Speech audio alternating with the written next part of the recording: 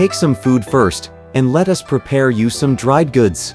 You will need 2 other companions, for there's no human habitation on that road, but there are plenty of tigers and wolves. You can't reach there in one day. It's not fun, you know." "No, no. I don't need any of that," said Pilgrim, laughing. "I'm going now." Hardly had he finished speaking when he immediately disappeared. "Oh, sire," said the old man, greatly alarmed. "So you are a divine man who can soar on cloud and fog. We'll not continue to tell you how that family doubled its effort to be hospitable to the Tang monk. We tell you instead about our pilgrim, who arrived at the Jade Cloud Mountain instantly. He stopped his auspicious luminosity, and as he searched for the entrance of the cave, he heard the sound of a woodcutter chopping in the forest. When Pilgrim drew near, he heard the man chanting, "By yonder clouds, my dear, old forest I'll know. The wild grass, rough boulders hide the path below. When I see morning rain in western hills, the south brook, as I return, will overflow." Pilgrim went forward to salute him, saying, "Brother woodsman, please accept my bow." The woodcutter dropped his axe to return the greeting, saying, "Where are you going, elder? May I inquire?" said Pilgrim. "Whether this is the Jade Cloud Mountain?" The woodcutter replied. "It is. There is, I understand, a palm leaf cave that belongs to the immortal Iron Fan," said Pilgrim. "Where is it?" Smiling, the woodcutter said, "We have a palm leaf cave, all right, but there is no immortal Iron Fan. There is only a Princess Iron Fan, who also bears the name of Rak Asi. People claim that this immortal has a palm leaf fan," said Pilgrim, "which can extinguish the mountain of flames. Is she the one?" "Exactly, exactly," replied the woodcutter. "Because the sage has in her possession this treasure, which can extinguish the fire and protect the families of other regions, she is commonly called the immortal Iron Fan. But the families of our region have no use for her. We only know her as Rak Asi, who also happens to be the wife of the mighty bull demon, King." When Pilgrim heard these words, he was so startled that he paled visibly. He thought to himself, "I'm up against another fated enemy. In a previous year, we brought to submission that red boy, who was said to have been reared by this woman. When I ran into his uncle at the child destruction cave of the male undoing mountain, he already was filled with desire for vengeance and absolutely refused to give me the needed water. Now it is his parents that I have to face. How could I possibly succeed in borrowing the fan?" When the woodcutter saw that Pilgrim had become lost in his deliberations, sighing to himself repeatedly, he said with a smile, "Elder, you're someone who has left the family, and you should have no anxious thoughts. Just follow this path eastward and you'll find the Palm Leaf Cave in less than 5 miles. Don't worry. To tell you the truth, brother woodsman," said Pilgrim, "I'm the eldest disciple of the Tang monk, a scripture pilgrim sent by the Tang court in the land of the east to go to the western heaven. Some years back, I had a small feud with Red Boy, the son of Rak Asi, at the Fiery Cloud Cave. I feared that her hostility might cause her to refuse me the fan, and that was the reason for my anxiety." "A man," replied the woodcutter, "must determine another's appearance by examining his color. You should go now with the sole purpose of borrowing the fan and not be bothered by any old grudge. I'm sure you'll succeed." On hearing this, Pilgrim bowed deeply and said, "I thank Brother Woodsman for this instruction. I'll go." He thus took leave of the woodcutter and went up to the entrance of the Palm Leaf Cave, where he found both of its doors tightly shut but lovely scenery outside. Marvelous place. Truly. This mountain uses rocks for bones. And rocks form the essence of earth. The mist keeps moisture overnight. Lichen and moss then add fresh green. The rugged shape soars to top Isle Peng. Its secluded blooms as fragrant as Yingzhou's. Beneath a few knotty pines the wild cranes rest. On some sad willows the orioles speak. It's indeed an ancient spot of 1,000 years. an immortal sight of 10,000 years. The phoenix sings in green paulownia trees, and living streams hide aged dragons. The path winds as beans and vines dangle. The stone steps ascend with the creepers. Apes of the peak wail, saddened by the moon rising. Birds sing on tall trees, gladdened by the bright sky. Two forests of bamboo, their shade cool as rain. One path of dense flowers, thick little brocade. From distant hills will white clouds often show. Formless, they drift where gentle breezes blow. Walking forward, Pilgrim cried out, "Big Brother Bull, open the door! Open the door!"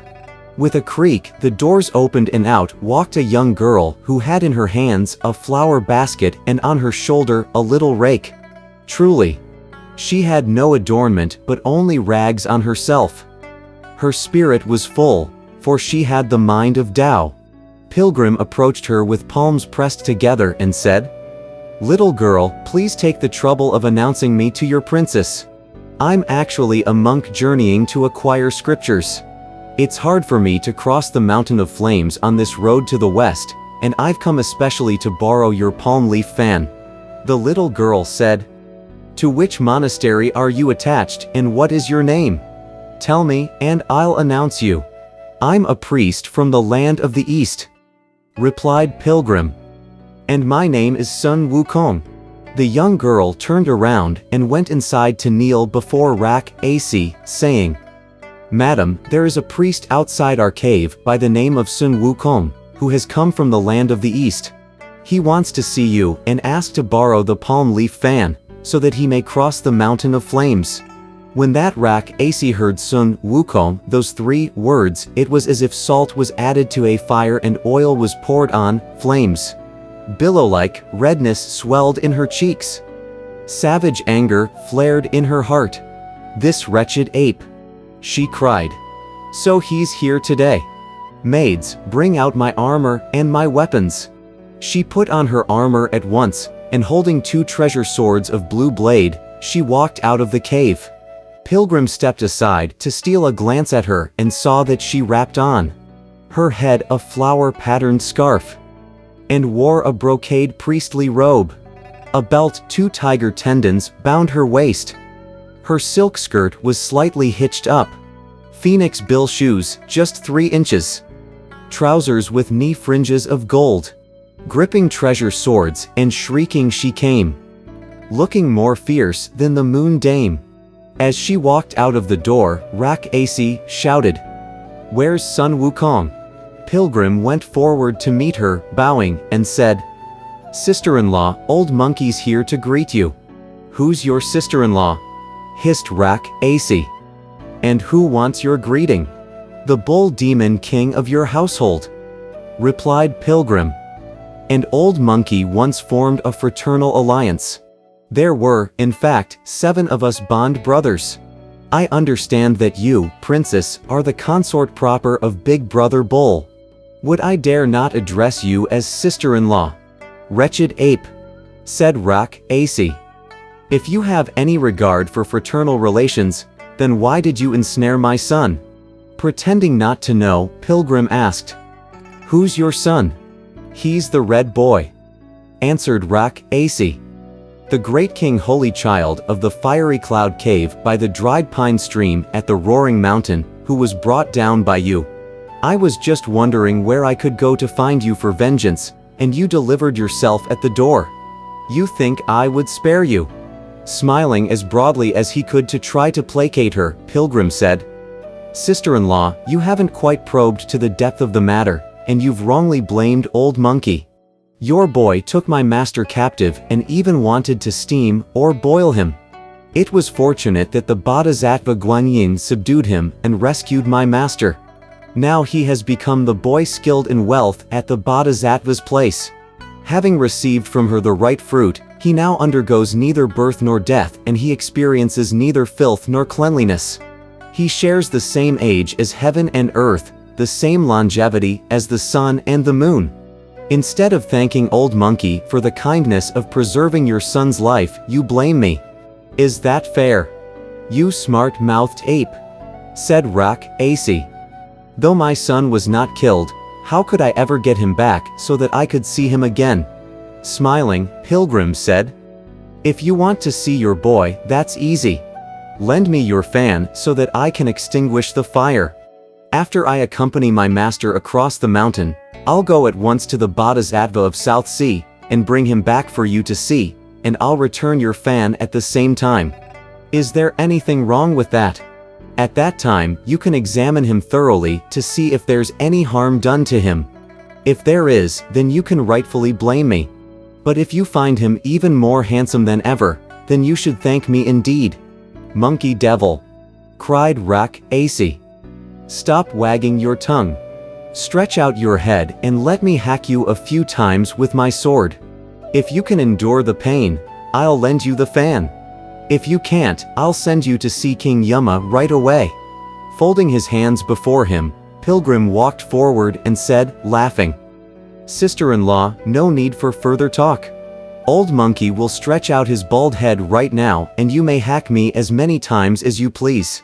You may stop when your strength runs out. But you must lend me your fan, then.